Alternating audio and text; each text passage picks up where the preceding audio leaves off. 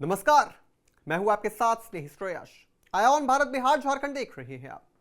बिहार की सियासी सरजमी पर इस वक्त सबसे बड़ा नाम अगर किसी गैर स्थापित चेहरे का उभर रहा है तो वो है पप्पू यादव, जिन्होंने एक बार फिर अपनी बेबाकी और जमीनी पकड़ से महागठबंधन खासकर तेजस्वी यादव की चिंता बढ़ा दी है। पूर्णिया से निर्दलीय सांसद बनकर लौटे पप्पू यादव ने इंडी गठबंधन के भीतर की चुपचाप उबलती सियासी जंग को खुलकर सामने ला दिया है, जब उन्होंने न सिर्फ तेजस्वी को सीएम पद का चेहरा घोषित करने का विरोध किया, बल्कि राहुल गांधी को असली नेता बताते हुए महागठबंधन के नेतृत्व की कमान कांग्रेस को देने की खुली वकालत कर दी। ये वही तेजस्वी यादव हैं जिन्हें राजद ने भविष्य का मुख्यमंत्री माना है, लेकिन पप्पू यादव के तीखे शब्दों ने उनके सपनों की बुनियाद में दरार डाल दी है। पप्पू यादव का कहना है कि चेहरा नहीं, मुद्दा और नेतृत्व राहुल गांधी हो। सीधे तौर पर तेजस्वी यादव के नेतृत्व पर अविश्वास का इशारा है।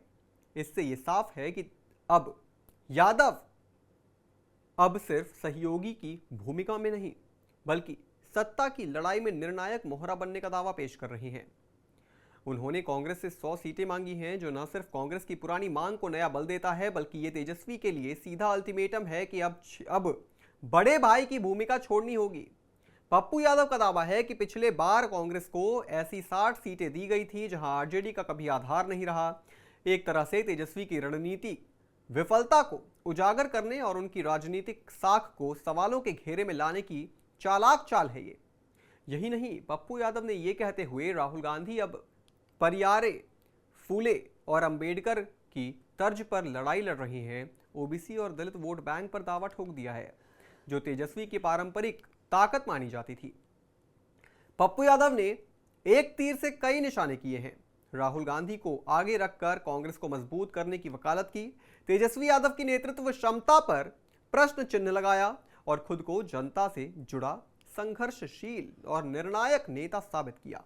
उन्होंने यह भी स्पष्ट किया कि अब बिहार में चेहरों की नहीं, मुद्दों की राजनीति होगी। लेकिन उनके इसी बयान में यह संकेत भी छिपा है कि अगर तेजस्वी को चेहरा बनाया गया तो बगावती तेवर दिख सकते हैं। यह पप्पू यादव की सियासी चाल है, जिससे आरजेडी के भीतर और इंडी गठबंधन में असमंजस और टकराव की संभावनाएं और गहराने वाली हैं। इतना ही नहीं, उन्होंने नीतीश कुमार की सेहत पर भी टिप्पणी कर राजनीतिक सीन को और गरमा दिया। वहीं प्रशांत किशोर को कॉरपोरेट की कठपुतली करार देते हुए ये जता दिया कि वो सिर्फ आरजेडी ही नहीं, हर उस चेहरे को चुनौती देने को तैयार है जो बिहार की गद्दी का ख्वाब देख रहा है। पप्पू यादव अब सिर्फ निर्दलीय सांसद नहीं, बल्कि राजनीतिक गणित को बिगाड़ने वाला एक असंतुलित लेकिन ताकतवर मोहरा बन चुके हैं। और उनके हमले जितने तेजस्वी पर केंद्रित हैं, उतने ही एनडीए और बीजेपी पर भी हैं। लेकिन उनका सबसे खतरनाक असर इंडी गठबंधन के भीतर दिखने वाला है, क्योंकि जहां एक तरफ तेजस्वी राष्ट्रीय नेता बनने का सपना देख रहे हैं, वहीं पप्पू यादव बिहार में उन्हें चुनौती देने के लिए खड़े हैं। और ये चुनौती सीधी नहीं, बल्कि अंदर ही अंदर गठबंधन की जड़ों को हिला देने वाली है।